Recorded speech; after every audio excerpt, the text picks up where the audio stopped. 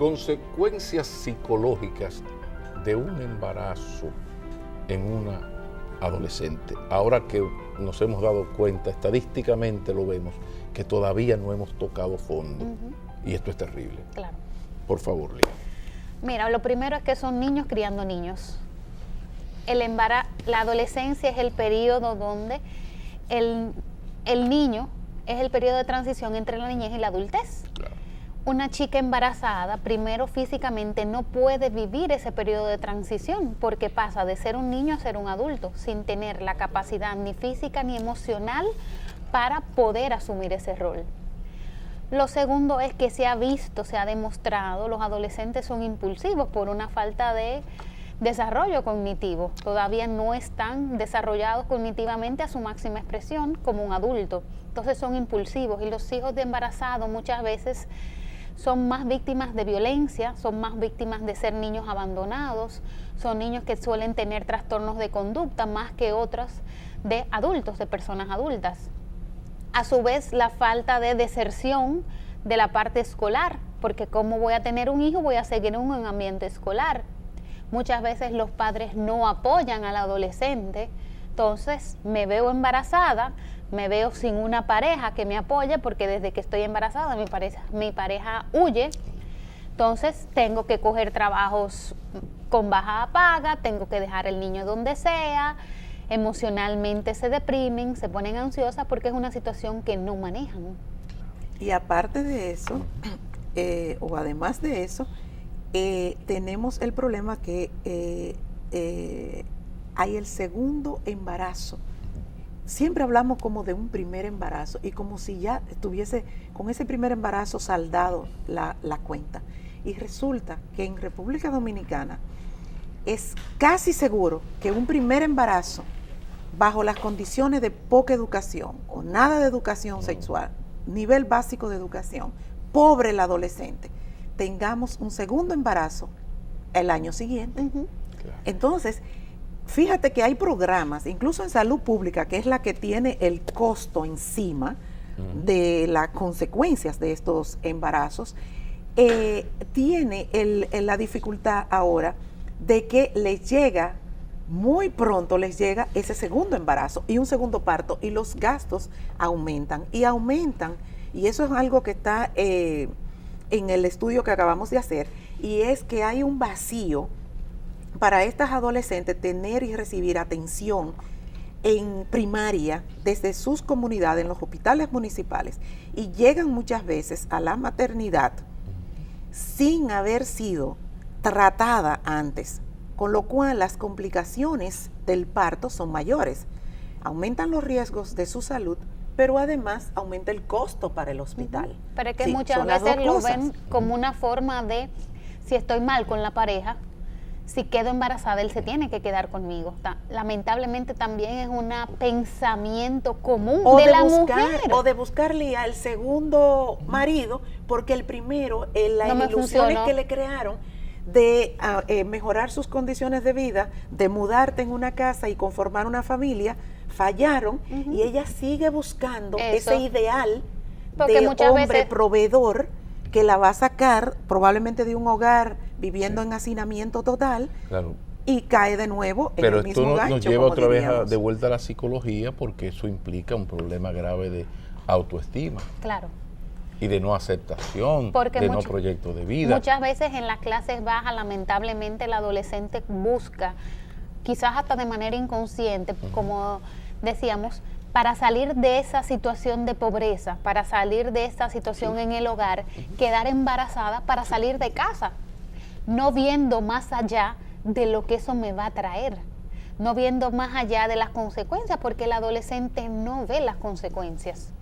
El adolescente tiene un pensamiento inmediato, sin medir un poquito más allá de lo que puede pasar, de que él me va a abandonar. Por eso es un delito, y hay que repetirlo, todos estos embarazos en adolescentes, detrás de eso hay un delito y hay impunidad, porque es como tú dices, el adolescente tiene esas características psicológicas que señalas, qué capacidad de decidir embarazarse tiene y quiénes las embarazan mayormente. Es increíble cómo muchos de los problemas dominicanos, si uno en estos programas tiene que tocar diversos problemas, siempre terminamos tocando, es inevitable, el tema de la impunidad. Claro. O sea, yo tengo tiempo que en uno de mis programas un compañero hizo la siguiente observación. ¿Qué tan difícil es que cada vez que una niña, adolescente, una niña, a veces ni siquiera llegan adolescentes, va a un hospital y está embarazada, la seguridad, es decir, la policía, el departamento de investigación, bueno, vamos a ver quién es el responsable? Exacto. Si la niña tiene 12 y el papá de ese niño será otro niño de 15, bueno, pues ahí ya hay lo que hay una conciliación familiar, de qué manera lo casamos o no lo casamos, una responsabilidad económica, que haya un... Sí, pero perdón, que según mis fuentes, en la mayoría de los casos no es un adolescente, no, es un señor que es mayor de edad. Sí. Entonces ahí vuelve que hay una impunidad hacia eso que se resume en una frase maldita: hoy por ti y mañana por mí, que incluso no se detiene ni siquiera ante despachos legislativos, porque aquí han pasado cosas terribles. Exacto, te voy a dar un dato. En el estado de la población mundial que acabamos de publicar, sí, República Dominicana de nuevo está junto con África en adolescentes que reconocen haber tenido parejas. En la mayoría de los casos, la República Dominicana aparece junto con otros países de África, donde sus adolescentes reconocen haber tenido relaciones con hombres mayores de 10 años. Es decir, que estamos a nivel mundial. Entonces, mayores en 10 años. En 10 años, que le llevan más de 10 años. Okay. Entonces, eso quiere decir, o sea, República, y ese es un dato mundial. Estamos dentro de los 5 países donde las adolescentes tienen relaciones con hombres que le llevan más de 10 años. Pero es la misma situación como hablábamos de la parte económica. Yo veo un futuro económico en esa persona. ¿Y dónde están los padres de esa adolescente? Muchas veces lo apoyan. Y cuando hay un abuso, porque hay que hablar de abusos, los mismos padres, por el tema de tabú, por el tema de que no se sepa, no, tú no puedes hablar de eso. Cuando una adolescente queda embarazada de su papá, de un abuelo, de un tío, que es sumamente común, sobre todo en la primera adolescencia, no se habla del tema. Tú no dices de quién tú estás embarazada porque es una vergüenza para la familia, y vuelven a victimizar a esta chica o a esta niña, porque en realidad son niños. O sea, las relaciones incestuosas son más frecuentes de lo que cualquiera puede imaginar. Claro. Sí, son cifras alarmantes, sí. Y en realidad en República Dominicana no hay la costumbre de denunciar. Llegan a consulta muchísimas veces. Lo que pasa es que su tío, lo que pasa es que su propio papá, lo que pasa es que su abuelo. Entonces hay una tendencia a ocultar. Eso se tapa en la familia. Y a salvaguardar a ese agresor también. Ahora, esto nos lleva a algo que está ocurría en la tiranía. Se recuerda que Trujillo tenía sus familias maipiolas y sus maipiolos famosos. Y eso era terrible porque tú tenías 3 niñas o 4, el maipiolo de Ránfilo del propio jefe la vio y le invitaban a una fiesta. Entonces tú, para proteger tus otras 3, sacrificabas, porque decirle que no al jefe, que le enviara su hija, podría ser, bueno, el fin de una familia. O sea, terrible. Entonces aquí se han escrito historias, libros, no sé si hasta películas, reportajes muy bien hechos sobre el tema, pero resulta que han pasado 50 y alguito de años y eso se está dando en la democracia con padres que conscientemente consienten que su hija, y promueven, no solo que consienten y acepten, no, promueven que su niña de 16, de 14, de 13, tenga una relación con un señor que por su estatus económico va a mejorar la situación económica de esa familia.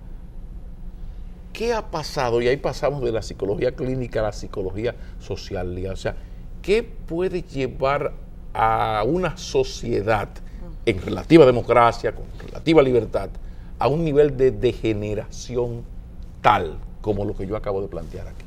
Yo entiendo que es la justicia, donde aquí no hay una consecuencia, donde aquí uno como terapeuta, por ejemplo, llega a consulta cualquier caso de abuso, y no me voy a centrar solamente en un abuso sexual, y donde no hay una consecuencia, donde se pone una denuncia y esa denuncia se cae.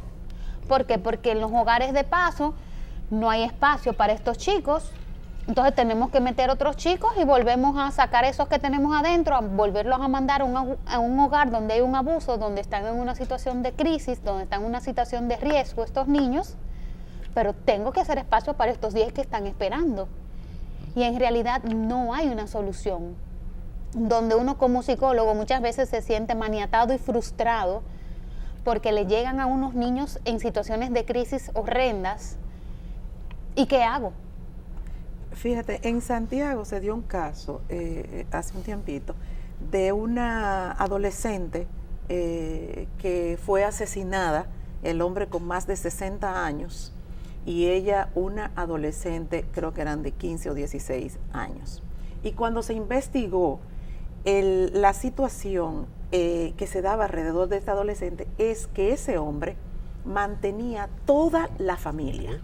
Entonces, no era solamente a la adolescente, y la familia era consciente que la maltrataba físicamente, porque fíjate que la mayoría de los feminicidios, a la mayoría le antecede un cuadro de violencia sistemática, que por eso decimos que no hay algo más que se pueda prever que los feminicidios, porque siempre hay aviso. Es muy, muy raro encontrar un feminicidio que haya sido el único momento de violencia. No, porque la violencia va en crecimiento. Crecimiento. Entonces hay un problema económico de pobreza de muchas de estas familias que prácticamente venden a sus niñas y a sus adolescentes. Es decir, porque está en juego mantenerse ellos y ven allí un futuro. Lo que ocurre con la mayoría de estos hombres es que lamentablemente maltratan a estas niñas psicológicamente, físicamente, pero al mismo tiempo el proyecto de vida que le prometen, mira, casi siempre es falso.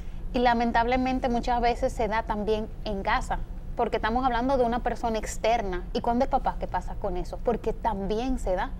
O sea, hay madres que han llegado en consulta, no, yo no me puedo divorciar de él, aunque sé que está abusando de mi hija, porque yo no trabajo. ¿De qué vamos a vivir? Sí, hay un caso de una niña que me contó que el papá le decía que si ella decía algo, lo denunciaba, él se mataba y mataba a su madre. Y ella decía, yo no quería quedarme huérfana. Así de simple. ¿Qué manera de terminar una conversación? Ojalá que podamos hacer otro programa, porque la intención no era que tantas verdades nos golpearan una detrás, sino como ir equilibrándolas. Sí. Pero lo cierto es que si vemos impunidad de parte de los que tienen que aplicar la ley, degeneración de la familia y del ser humano y del hombre dominicano, pobreza, el escenario, lo cierto es que no puede ser más sombrío. Yo les agradezco a ustedes su comparecencia y ojalá que allá ustedes en sus hogares, yo pienso que un país funciona mejor cuando cada quien asume su responsabilidad. Si usted es padre, ojalá que este programa haya servido para reflexionar un poco y quizás militar para que en algún momento el Estado no sea tan irresponsable y pueda facilitar educación sexual verdadera. Pero ojalá, yo les agradezco mucho. Sonia Vázquez es la representante auxiliar del Fondo de Población de las Naciones Unidas, y Lía Biaggi San Giovanni, porque a tu madre no hay por qué dejarla afuera, es psicóloga clínica infantil. Muchísimas gracias. Nosotros nos vamos a una pausa y cuando retornemos iremos de la psicología y de la sociología a la comunicación política. Las tendencias globales de la comunicación política a cargo del profesor Anthony Gutiérrez Rubí, después de la pausa. Damas, muchísimas gracias. Gracias.